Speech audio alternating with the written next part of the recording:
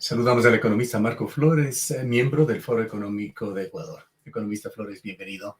Quisiéramos conocer su punto de vista sobre cómo se va perfilando el próximo gobierno, que tendrá algo más de 500 días para intentar hacer muchas cosas en el país.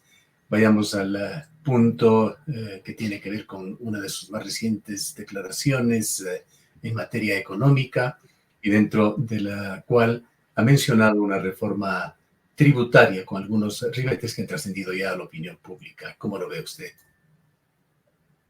Un gusto saludarlo siempre, Gustavo, a usted y a su audiencia. Bueno, lo que hay es ciertos anuncios sobre la reforma tributaria. Habrá que esperar para ver realmente en qué consiste. De lo poco que se conoce, lo que ha dicho el señor Noboa es que va a reducir ciertos impuestos. Uno de ellos, por ejemplo, el IVA en los materiales de la construcción. Si hay tiempo me voy a referir a ello porque creo que puede hacer otra cosa mejor. Y luego ha ofrecido también eliminar el impuesto a la salida de divisas. Eso es lo que se conoce.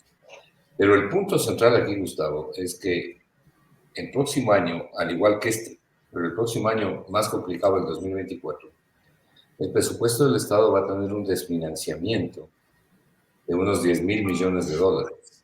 Eso significa que hay que conseguir deuda pública por 10.000 millones de dólares para cubrir ese financiamiento bruto. 10.000 millones de dólares, de los cuales más o menos la mitad, calculo yo, tendrán que servir para pagar deuda vieja y la otra mitad directo al presupuesto del Estado para atender las exigencias presupuestarias. El problema es que es muy difícil conseguir esa cantidad.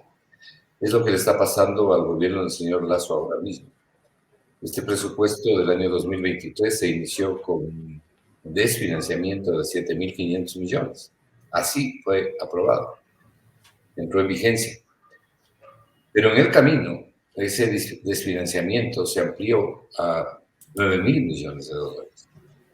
Acostumbrado como estaba este gobierno y el gobierno del señor Moreno a cubrir los desfinanciamientos del presupuesto con más deuda y a sostener en realidad la economía fiscal con deuda.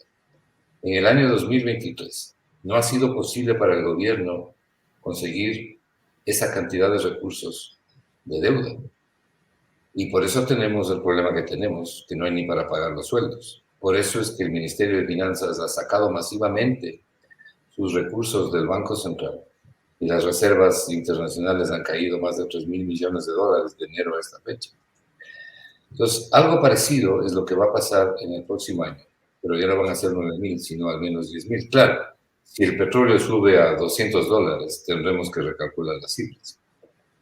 Pero eso es absolutamente improbable. Ahora mismo el petróleo está bajando, hay una gran volatilidad. El señor Noboa ha dicho, sin embargo, que no va a proponer incremento de impuestos en la reforma tributaria y más bien que va a proponer la reducción de algunos impuestos. Por lo menos ha dicho que va a eliminar... Esto quizá merece una explicación adicional, pues en la campaña electoral lo que le entendimos al señor Noboa era de que se emitiría una nueva tabla de pago de impuestos en donde las personas naturales pagarían algo más. Se estimaba que un 40% en lugar del 37% máximo actual. Y en el tema de las empresas, sí, un impuesto menor y fijo en 22%, pero esto fue en campaña. Ahora señala simplemente que no se elevarán los impuestos. Bueno, que se sepa, la reducción de los impuestos para las empresas sigue vigente en cuanto a las ofertas del señor Noboa, lo cual a mí me parece un error. Y el incremento, en cambio, de los impuestos a las personas naturales depende de cuáles sean los incrementos y en qué tramos. Porque si se van a hacer incrementos, que yo creo que la economía no está para eso, habría que hacerlos arriba, en el sector de arriba. Pero habrá que ver qué es en definitiva lo que va a proponer ya en términos de la propia reforma. Y ya ha dicho que va a bajar al 5% el IVA para los materiales de construcción. También ha dicho que el impuesto a la salida de divisas, que el señor Lasso lo va a dejar en 2%, ahora está en el 3,5%, él lo va a eliminar. Me parece un enorme error, porque el impuesto la eliminación del impuesto a la salida de divisas significa que el presupuesto del Estado deja de recibir 1.400 millones de dólares en un momento de crisis y en un momento en que la economía fiscalmente está destruida, la economía fiscalmente está en ruinas. Y ese es prácticamente un compromiso adquirido que tendrá que cumplirlo.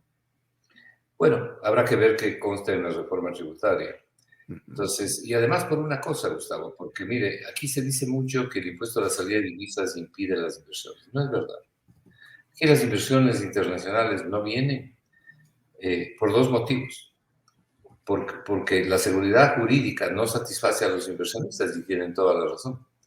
Y luego porque tampoco hay negocio. Aquí el negocio para los inversionistas extranjeros básicamente son los campos en producción, los grandes activos del Estado, el oleoducto ecuatoriano que tiene que revertirse ahora al Estado ecuatoriano. Esa es tradicionalmente la inversión que les interesa. Y no de ahora, desde hace tiempo. Luego, la inversión nacional es una inversión que está afectada seriamente, entre otros motivos, por la inseguridad que existe. Y luego porque hay una reducción de la demanda. La gente no tiene plata para poder comprar en lo que se requiere, que se impulse la demanda a través del consumo. Le escuchaba decir a un conocido analista algo que, más que analista, comentarista, algo que es verdad. Quito, por ejemplo, está en venta. Cantidades de departamentos, de casas en venta que nadie compra. Y nadie compra por todos estos motivos que le acabo de señalar, a pesar de que han bajado los precios para las ventas, pero nadie compra. ¿Qué se puede hacer, por ejemplo, en lugar de bajar ese impuesto de los materiales de construcción al 5%? Mantenga el impuesto a la salida de divisas en 5%, y reciba 1.400 millones de dólares anuales. Y baje el IVA general para todos, porque ese impuesto básicamente va a beneficiar a las grandes constructoras nacionales. Y esas grandes constructoras nacionales, como siempre sucede en el mundo, no solo aquí, no le van a pasar el beneficio al costo de venta del producto que ellos van a entregar a los compradores. No van a bajar los precios. Y en el tema del impuesto a la salida de divisas ocurre lo mismo. Lo que se está haciendo es incrementando las utilidades de los importadores. Pero usted no ve que los importadores, con un impuesto a la salida de divisas menor, hayan bajado el precio de lo que venden. Simplemente están ganando más. Entonces, es una decisión equivocada. Lo lógico sería, si la intención es bajar impuestos a esta hora, lo lógico sería reducir el IVA para todos. ¿Por qué? Porque el IVA es el impuesto al consumo por excelencia. Es un impuesto absolutamente regresivo que afecta más al que menos gana, al que menos ingresos tiene, porque tiene que sacrificar más de su ingreso. Entonces es un impuesto regresivo. Entonces lo lógico sería, si es que esa es la idea que tiene el presidente electo, reducir el IVA, o por lo menos tomar ciertos arbitrios. Por ejemplo, no cobre el IVA durante un año los días sábados en compras de hasta $100. Y va a ver usted cómo impacta el consumo. En fin, hay muchas cosas en las que se puede pensar. Usted, economista Flores, suele no darle mucha importancia al riesgo país, pero le dijo algo, ese incremento en riesgo país de algo más de 70 puntos que se dio justamente tras los contactos del presidente elegido, Daniel Noboa, con representantes de organismos multilaterales y con potenciales inversionistas en los Estados Unidos. Mire, desde los 1.000 puntos de riesgo país del Ecuador está fuera de los mercados internacionales. Si tuviéramos 1.500 puntos y no 1.750, 1.800 como tenemos, igual estaríamos fuera. El Ecuador está fuera de los mercados internacionales desde el año 2020. La famosa reestructuración de la deuda del año 2020 no logró uno de los objetivos cruciales de toda reestructuración de deuda, que es volver a los mercados internacionales. No podemos financiarnos ahí. Y esta economía, la economía ecuatoriana, está demasiado afectada, está demasiado contraída, es más, está en franca desaceleración. Fíjese usted que el Banco Central, que originalmente previó un crecimiento del 3.1 para el año 2023, lo ha bajado al 1.5. Y peor aún, dice que el próximo año va a crecer solamente 0.8. Entonces, esta es una economía demasiado pequeña para poder absorber recursos de financiamiento de la economía. Se absorbe, pero si usted absorbe más, liquida la demanda, que es la principal fuerza de recuperación de una economía para generar crecimiento económico y empleo. Entonces son necesarios los mercados internacionales, pero el Ecuador no tiene acceso a los mercados internacionales. Me parece, para un poco referirme específicamente a su pregunta, que el presidente electo, el señor Noboa, cometió un error. Yo no le hubiera aconsejado a él que haga ningún anuncio respecto de un eventual default, es decir, un no pago de la deuda externa del Ecuador. Me parece que ese es un error. Además de ese tipo de cosas, no se anuncian, se las hace si ya no queda más remedio. Es como que usted salga a anunciar que pasado mañana va a haber una devaluación o que pasado mañana va a subir 20% el precio de los pollos. Entonces todo el mundo sale a comprar. Entonces, claro, eso impacta en realidad en el precio de los bonos, aunque en realidad no se han impactado tanto, porque ya están impactados. Entonces, luego, porque a los organismos multilaterales no les preocupa si usted se relige o no se relige. A los gobiernos les preocupa, pero a los multilaterales no. El Fondo Monetario, además, no concede ningún tipo de créditos puente. El Ecuador, por otro lado, tiene lleno su cupo de financiamiento con el Fondo Monetario. Cuando se posesionó el señor Moreno, el presidente de la República, el Ecuador no le debía un centavo al Fondo Monetario. Pero aquí quienes dirigieron la economía decidieron endeudarse con el Fondo Monetario en vez de usar la facultad consagrada en la Constitución, que dice que se pueden utilizar los excedentes de liquidez del Banco Central, léase Reserva Monetaria Internacional, de manera proporcional, de manera metódica, de manera prudente. No. Ahora, usted sabe que durante la campaña se satanizó mucho esto del uso de la Reserva Internacional. Pero le digo, prefirieron endeudarse con el fondo y ahora le debemos al fondo 8.100 millones de dólares. Entonces tenemos el cupo lleno. Lo que sí podemos es obtener créditos del Banco Mundial, del BID, del Banco de Desarrollo de América Latina, que se llamaba CAP, del Banco Internacional, en fin. Y queda, mire, en un conversatorio de esta mañana yo señalaba algo que hicimos ayer a algunos amigos economistas. Estuvimos cruzando ideas sobre la posibilidad de que el Ecuador obtenga un mega crédito internacional. Porque si el señor Noboa dice y dijo lo que dijo, debe ser porque él conoce algo que nosotros no conocemos. Mis colegas todos opinaban que les parecía muy difícil que el Ecuador tenga un mega crédito de los multilaterales. Yo les decía que a mí me parece difícil, pero no imposible. ¿Por qué?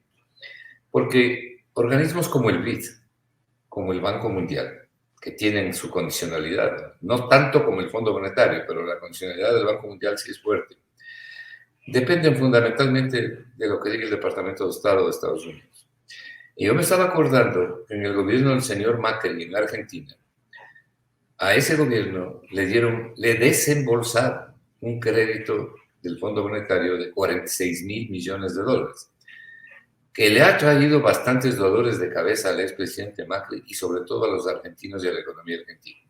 Ellos recibieron, ahora mismo hay una investigación muy fuerte sobre el uso de los recursos de esos 46.000 millones. Quienes estuvieron en esa época en el fondo, a todos les volaron la cabeza, todos salieron, hasta el conserje salió, de los que estuvieron en esa misión. Y entró la plata a la Argentina por una puerta y salió por la otra, pero los argentinos se quedaron con la deuda.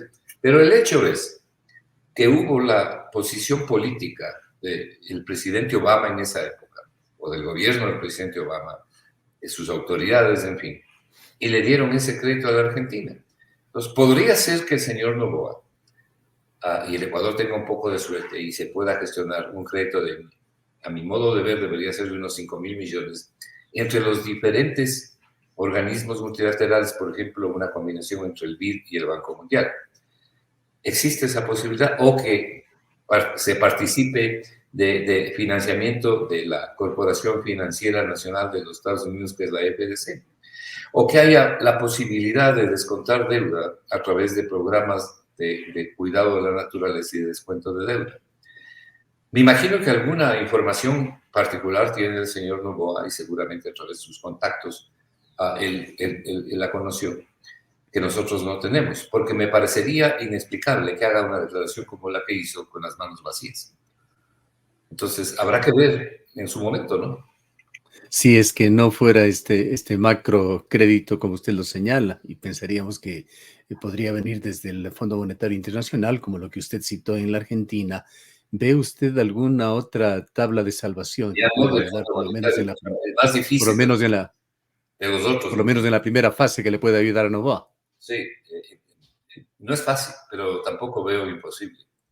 Es decir, si hay la voluntad del gobierno, mire, en el Banco Mundial, en el BID, la voz cantante es del gobierno de los Estados Unidos.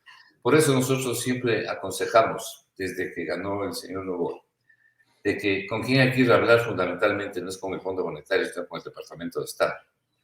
Y eso es lo que hay que hacer, porque ellos son, en definitiva, los que dicen quiénes juegan en la cancha. Y además son los que ponen la mayor cantidad de dinero en estos organismos. Se podría obtener un crédito con los chinos de 5.000 millones de dólares, pero los chinos le van a exigir petróleo para pagar con petróleo esa deuda y además a tasas más altas. Y el Ecuador no está en posibilidades de hacerlo. Podría hacer un paquete combinado de muchas cosas, pero no conocemos. Es difícil dada la situación de la precariedad fiscal del Ecuador. Mira ahora mismo lo que ha hecho el gobierno del señor Lasso, llevado precisamente de lo que estábamos comentando. Este gobierno, al igual que no solamente Lasso, Moreno también, se acostumbraron a sostener la economía con deuda pública. Por eso estamos debiendo 80.000 millones de dólares, pues, Gustavo. Por eso debemos 47.000 millones de dólares de deuda externa, lo cual es una barbaridad que la deuda externa sea tan alta. Aquí se prefirió la deuda externa al interno. Entonces, hay un momento en que no ha sido posible obtener el financiamiento. ¿Qué ha hecho el ministro de Finanzas? Sacar los depósitos que tenía en el Banco Central, o sea, en la Reserva Internacional. Y la reserva de enero acá disminuye más de 3.000 millones de dólares, porque han sacado, han retirado los depósitos, porque no pudieron conseguir los 9.000 millones de dólares de financiamiento que se requerían en el 2023. Y qué efectos, economista Flores, está dando esa altísima morosidad del gobierno que está debiendo a todos? ¿Cómo está afectando esto a las actividades diarias, a los ciudadanos de a pie? Bueno, nos afecta a los ciudadanos, como usted bien dice, y le va a afectar también a la administración del próximo gobierno. Porque por eso es que nosotros calculamos que el desfinanciamiento a partir de enero del próximo gobierno va a ser 10.000 millones de dólares en el presupuesto, ya no 9.000. Habrá que ver qué pasa con el precio del petróleo, por cierto. Pero 10.000 millones de dólares van a tener de desfinanciamiento ahí. Entonces, ¿cómo nos afecta? Nos afecta porque hay menos plata para todo. Hay menos plata, hay menos recursos para la inversión pública. Y para la inversión pública en áreas cruciales, como la obra pública, por ejemplo, en carreteras, que impacten la economía, impacten la seguridad, el mal estado en que están las carreteras, como la inversión pública en salud, en educación, en definitiva, en la reconstrucción de los precarizados servicios públicos, en lo que está reclamando la gente, en seguridad. Entonces, si hay menos plata en el presupuesto, porque al presupuesto le falta 10.000 millones, imagínense, eso es 25% del presupuesto, ¿no? Prácticamente. Entonces, si hay menos plata, porque no hay los 10.000 millones, no se puede conseguir todo. Entonces, el recorte viene en todos los rubros. Es lo que ha pasado este año. Es la historia del gobierno de Moreno y del señor Lasso, por eso destruyeron ellos la inversión pública. Ahora, economista Flores, hablando de política y relaciones internacionales, ¿ve usted, porque eso le entendemos, una tendencia a generar una especie de simbiosis entre el gobierno ecuatoriano y el gobierno de los Estados Unidos? Por supuesto, con el beneficio para el gobierno de Ecuador, pues lo que haga Ecuador muy poco le va a afectar a Estados Unidos. Claro, el principal socio, además económico, que tiene el Ecuador, el principal socio geopolítico que tiene el Ecuador, son los Estados Unidos, sin duda alguna. El Ecuador debe estar cerca de los Estados Unidos, manteniendo evidentemente su soberanía, sus principios, en fin. Hay que tener cuidado en el tema de los acuerdos o de los acuerdos comerciales. El Ecuador es el único país de la cuenca del Pacífico que no tiene un acuerdo con los Estados Unidos. Los acuerdos no es que sean malos, son buenos, porque amplían los mercados y se puede vender más. Pero tenemos dos problemas. Primero, la muy baja competitividad de los productos ecuatorianos. Y luego que, como dice Joseph Stiglitz, los acuerdos son buenos si mejora las posibilidades de la gente, no si las empeora. Entonces, Que eso es si lo la que hay que Asamblea lo viabiliza en forma casi inmediata, podría entrar ya el acuerdo comercial con la China en vigencia. Claro, pero hay que ver la letra chica en realidad, ¿no? Y ver que en realidad sea de beneficio.